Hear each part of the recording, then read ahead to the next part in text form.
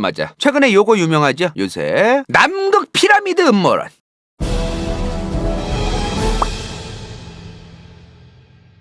그게 진짜 궁금하더라고요. 남극에 지금 세종기지가 있는 건 알겠는데 여기서 생활하는 연구원이나 이런 분들은 도대체 밥은 어디서 먹고 어디서 자고 어떻게 살아가느냐. 되게 신기했던 게 또 있는데 남극이 인구가 계절마다 달라요. 이게 무슨 2분기마다 인구가 달라지더라고. 개 신기했어. 여름에는 약 5,000명이고 겨울에는 1,000명이래. 이게 왜 그러냐면 이게 지금 남극에 있는 기지들이거든요. 근데 지금 보면은 이 테두리 있죠. 여기 남극 세종과학기지 있는데 여기는 생활하는 게 좀 괜찮대요. 근데 지금 안쪽으로 들어가면 들어갈수록 이제 이게 뒤져. 요 안쪽으로 이제 들어가고 지금 막 미국 지금 남극점 바로 코앞에 있는 거 보이죠? 러시아, 프랑스랑 이탈리아 요런 데는 겨울에는 절대로 함부로 들어갈 수 없습니다. 위험해요. 들어갔다가 나올 수가 없어. 겨울에는.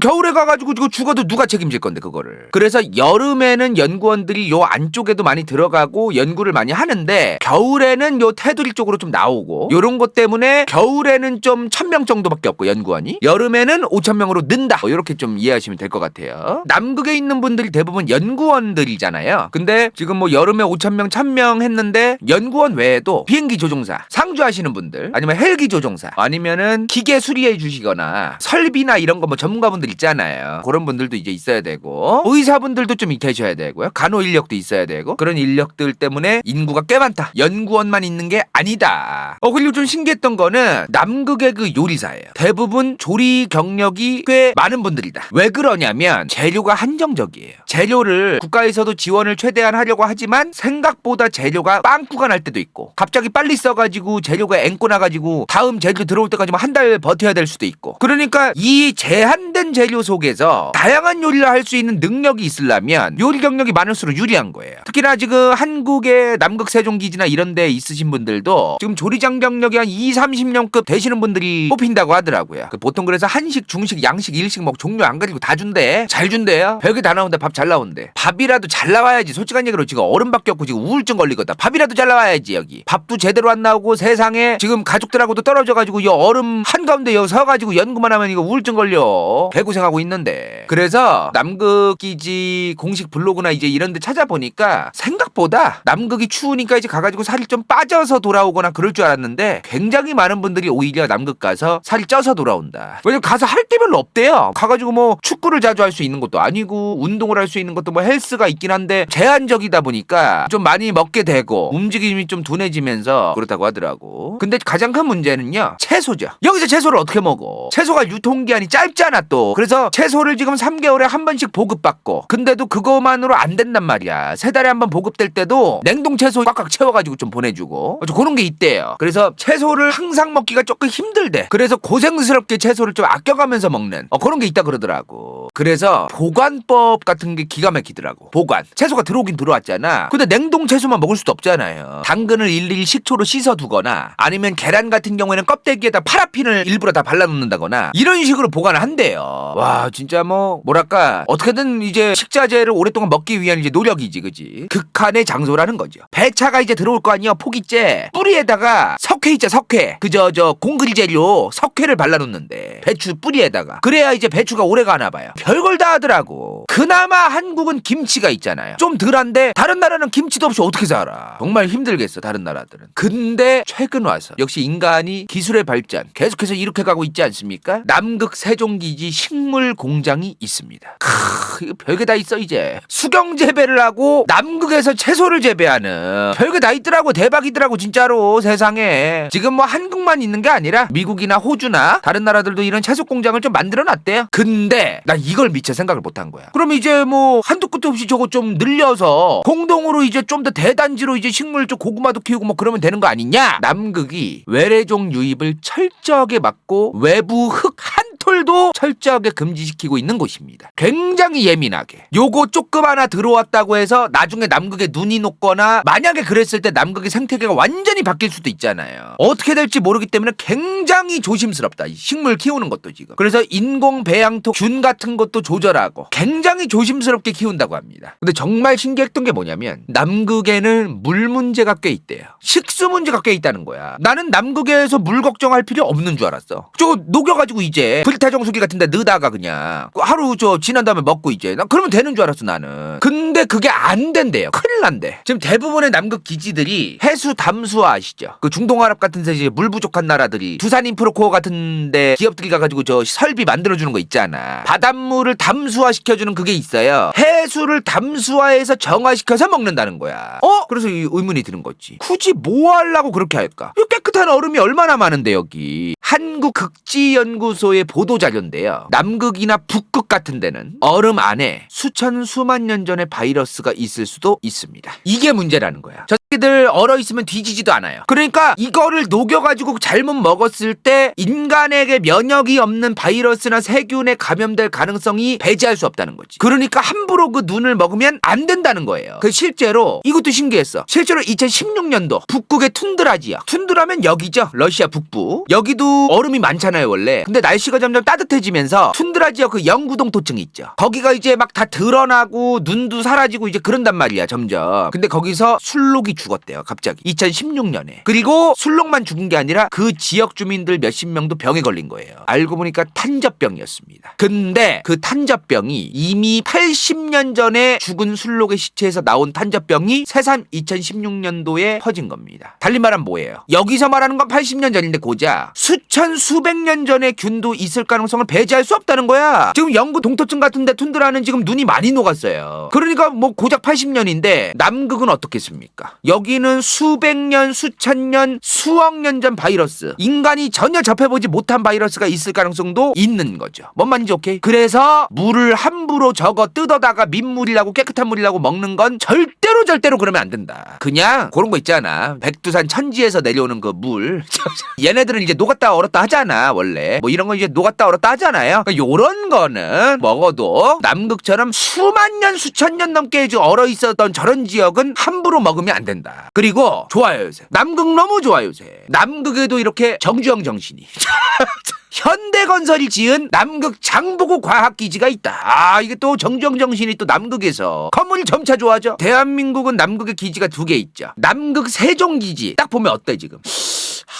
뭔가 조금 그냥 컨테이너 같고 그냥 배그 같은 데 나오는 그 창고 건물 같고 좀 그런 느낌이 없잖아 있잖아 겉으로 볼 때 조금 그런데 현대건설이 지은 이 남극 장보기지 굉장히 잘 지었더라고. 좀 더 멀리에서 찍은 건데 잘 지었어요. 내가 그래서 알아봤어. 다른 나라들의 건물들은 남극에 어떻게 생겼을까? 그리고 전 세계 최초의 남극 기지는 뭐였을까? 1903년에 지은 스코틀랜드 탐험대가 지은 저겁니다. 저게 최초의 남극 건물이에요. 솔직히 좀 그렇지 않아요? 100년 전에 무슨 뭐 자재를 옮길 수 있는 뭐 화물선이나 제대로 되어 있지도 않았을 뿐더러 저 당시에 저런 기지를 만들기 위해서 자재들을 막 가지고 와가지고 건설할 수 있는 여력이 안 됐을 거란 말이야. 그래서 대충 저렇게 또 지어놨다고 하더라고. 지금 기지가 굉장히 많습니다 남극에. 이렇게 있어요. 엄청 많아. 특히나 이쪽으로 가면 이제 칠레가 나와요. 이쪽에 칠레 바로 아래에 있는 킹 조지 섬의 기지. 여기가 일단 기지가 굉장히 많은데 그 외에 이제 남극 생태계라든가 이런 거에 돈 좀 많이 처바르고 있는 나라들 미국이나 러시아나 뭐 영국이나 뭐 이런 나라들은 이제 좀 많이도 지어놨어요 기지들을. 대부분 연구 목적으로 좀 하는 거죠 지금 저기 보이는 대부분의 연구소는요 연구원들이 지내는 거에 필요한 인력들이 가 있는 거예요. 근데 아르헨티나가 지은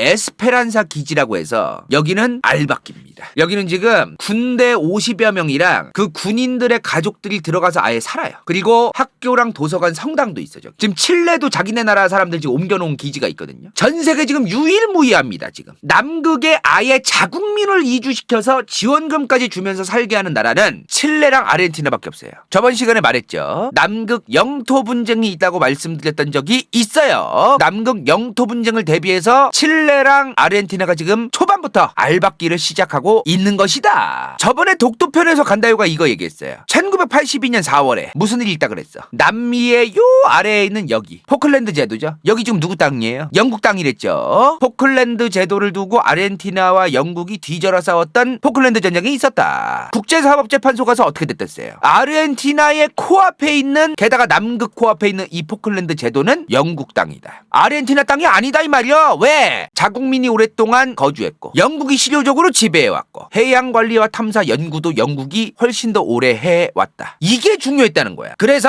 지금 칠레와 아르헨티나가 국제법으로 맞박 시게 맞고 나서 자국민을 미일 남극에 이주시켜 놓고 있다. 이 말이야. 지금 아르헨티나가 물론 대놓고 우리가 알박기 했다 지금. 나중에 이제 영유권 때문에 지금 나중에 난리 날 때를 대비해서 이걸 박아놨다. 이렇게 말하는 건 아니지만 간다요 개인적 생각에는 99.9% 알박기다. 근데 아르헨티나 민간인들이 저기 사는 걸 보고요. 민간인들이 살기에도 또 괜찮나 저기가? 알아보니까 실내의 난방이나 이런 거는 엄청 빵빵하게 한다 그러더라고요. 그리고 대부분 또 반소매만 입고 돌아다닐 정도로 굉장히 따뜻하게 해놓는다고 하더라고요. 물론 문 밖으로 나서자마자 1cm부터 노답이죠. 진짜 하이바까지 철저하게 쓰고 양말도 수면 양말 2짝 3짝 그냥 겹쳐가지고 쓰고 진짜. 남극의 추위는 진짜 조금만 노출돼도 동상에 걸릴 정도로 어마무시하게 춥기 때문에 얼굴을 싹 다 가려야 됩니다. 세상 좋아. 인터넷이 된대요. 근데 인터넷이 좀 느리다. 위성신호 쏴가지고 이제 하는 거라던가 좀 그런 게 있어가지고 인터넷이 좀 느리다고 하더라고. 롤 같은 건 좀 택도 없다 그러더라고요. 그리고 진짜 저 같은 사람은 상관없을 것 같긴 한데 남극이랑 북극이 둘 다 공통적인 게 있죠. 백야. 해가 안 집니다. 남극이랑 북극이 좀 번갈아가면서 이 백야가 오고 그러죠. 이게 지금 러시아의 북극의 특정 지역에 하루 동안의 지금 해 위치예요. 이게 해가 여기로 넘어가야 되는데 안 넘어가고 계속 이러는 거야. 근데 또 겨울에는 정반대로 100일 동안 해가 아예 안 뜨는 지역도 있다고 합니다. 자, 이게 극야예요. 이게 대낮이야 지금. 그러니까 백야의 반대가 극야인데요. 근데 남극의 백야 사진과 극야 사진을 찾기가 좀 어려워요. 그래서 북극으로 대체를 했는데 지금 이게 북극 지역의 극야입니다. 해가 안 뜨는 거예요. 대낮인데 이 정도라는 거예요. 해가 아예 없는 건 아니래요. 근데 저렇게 어두컴컴하다는 거 을씨년스럽게 환장하겠더라고 저거. 언제는 또 환장하게 해가 지지를 않고 어떨 때는 환장하게 또 해가 뜨지를 않고 막 그런다 그러더라고. 그리고 지금 또 문제가 뭐냐면 남극 같은 데는 눈 폭풍 같은 게 엄청 많이 오잖아요. 날씨가 완전히 그냥 개판이잖아 거기. 오늘 다르고 1시간 뒤에 다르고 막 30분 뒤에 다르대요 날씨가. 그러다 보니까 여기 북극 지역의 극야는 아무것도 아니래. 극야가 한번 오면 진짜 하나도 안 보일 정도로 새까맣대요 남극은. 그럴 때도 있다 그러더라고. 태풍이 같이 오고 눈도 오면서 동시에 극야식이면은 진짜 칠흑같이 대낮에도 깜깜하다 그렇다고 하더라고. 이런 날씨 때문에 이런 환경 때문에 남극 가가지고 이제 연구하시는 분들 중에 불면증 생겨서 고생하시는 분들도 많고 그렇다 그러더라고. 나 근데 이번에 대박이잖아 진짜. 나 이번에 처음 알았어. 정말로 남극에는요 나무가 하나도 없습니다. 1도 없어요. 자, 남극의 동물편입니다. 당연한 거 아니냐고? 뭐가 당연해 씨부래. 툰드라는 있잖아 여기도 나무 없을 줄 알았는데 있더라고 여기는. 남극은 없다는 거예요. 너무 신기하지 않아요? 다들 나랑 똑같이 신기해 빨리. 자, 남극의 동물편입니다. 남극에만 있는 특이한 동물에 대한 걸 얘기하는 편이죠. 남극에는 나무가 1도 없대요. 난 그래도 자라다가 어른 상태로 눈에 파묻혀 있고 막 그러는 줄 알았어. 근데 진짜 하나도 없다는 거야. 식물이 대부분 이런 이끼밖에 없대요. 사실상 이끼밖에 없다. 이런 게 다 이끼라 그러더라고. 진짜 신기한 게 뭐냐면 스웨덴의 룬드 대학교 연구소에서 이제 밝힌 건데요. 이 이끼가 이어져 있고 이끼도 수명이 있을 거 아니에요. 무려 5,500년이나 된 이끼를 남극에서 발견했다는 거야. 이끼가 엄청 오래 살더라고. 난 이끼가 뭐 그냥 자라다가 뒤지고 막 그러는 줄 알았어. 그나마 사는 풀들이 이끼가 아니고 나무도 아닌 풀들 있죠. 풀. 그런 게 2가지밖에 없대요. 대부분이. 남극 좀새풀. 요거 저 잔디같이 자라는 거 있죠. 요런 남극 좀새풀이랑 남극 개미자리. 요렇게 생긴 거. 요 2 정도 말고는 진짜 남극 대륙에는 풀들이 거의 없다. 그리고 이 지금 풀들 발견되는데도 거의 대부분이 어디냐면요. 여기에요. 요쪽이야 요쪽. 칠레랑 아르헨티나 바로 밑에 있죠. 요 안쪽 가면 그딴 것도 없다. 그나마 풀 자라는 데는 여기다 이 말이요. 그것도 참 신기하더라고요. 지금 최근에 한국의 연구소에서 개발한 건데 여기 있는 지금 남극 좀새풀 있죠. 얘네가 추위에서도 잘 자라는 풀인 거잖아요. 얘네가 추위를 견디는 유전자를 쌀이랑 벼에다가 주입했더니 벼가 추위를 견디는 그 능력이 7배나 늘어났다는 거야. 세상에. 극지연구소의 이영석 극지연 김우택 교수팀이 이제 2021년에 밝힌 건데 GMO죠 사실. GMO긴 한데 신기하더라고. 이렇게 식물 풀들이 더럽게 살기 힘든 남극에서 현재 동물에 대한 얘기를 하자면 좀 뻔한 내용이긴 한데요. 펭귄 살아요. 물개 살고요.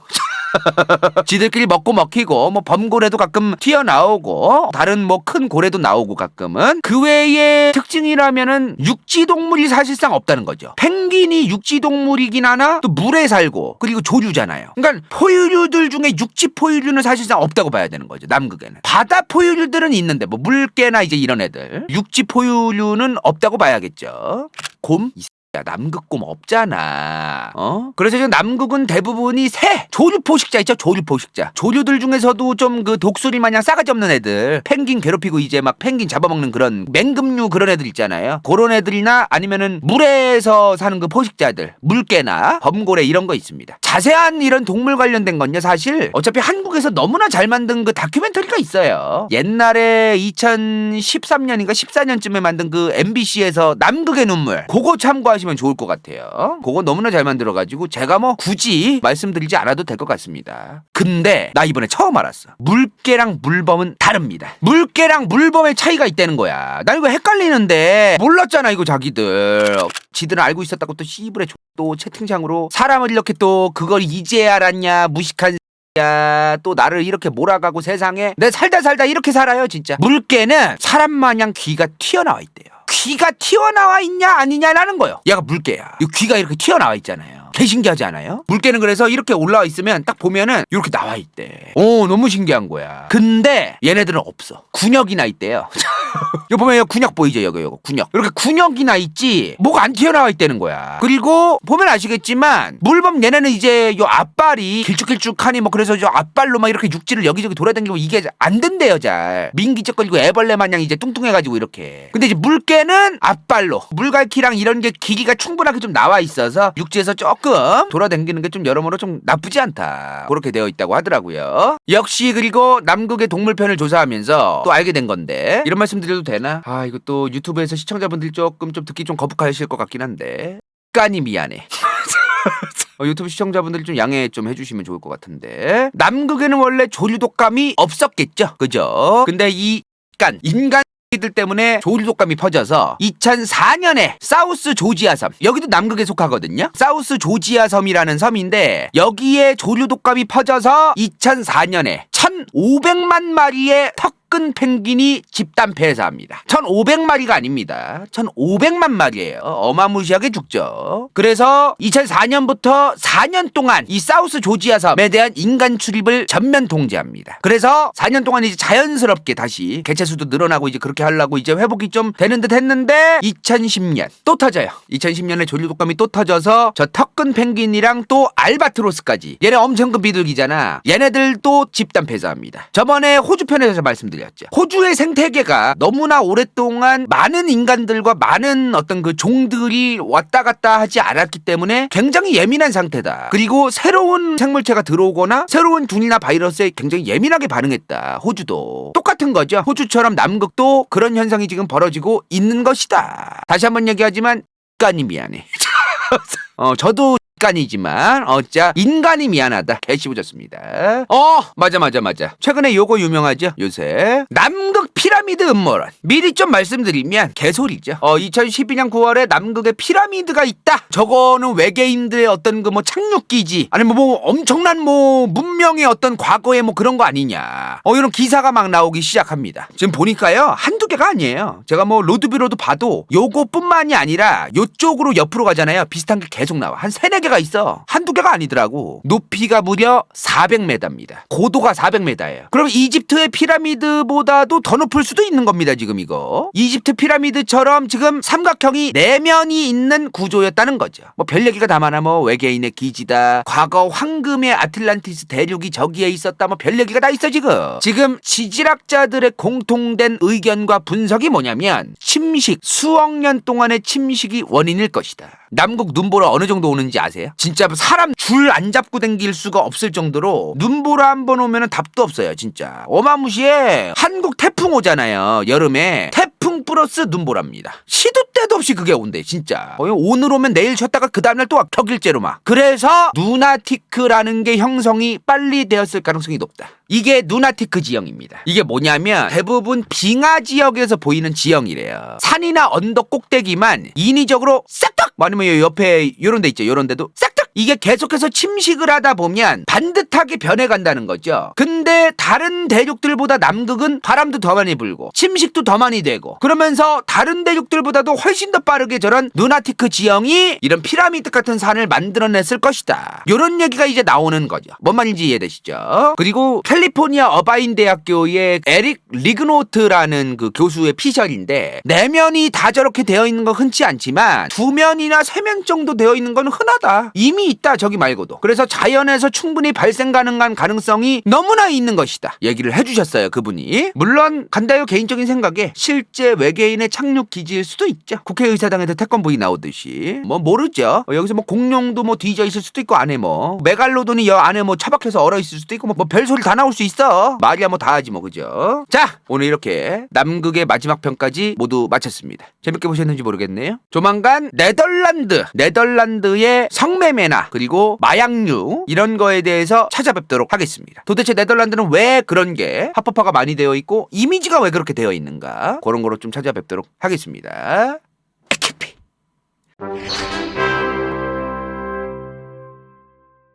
이번 영상이 볼만했다면 좋아요와 구독, 재미없었다면 이건 재밌을지도 몰라.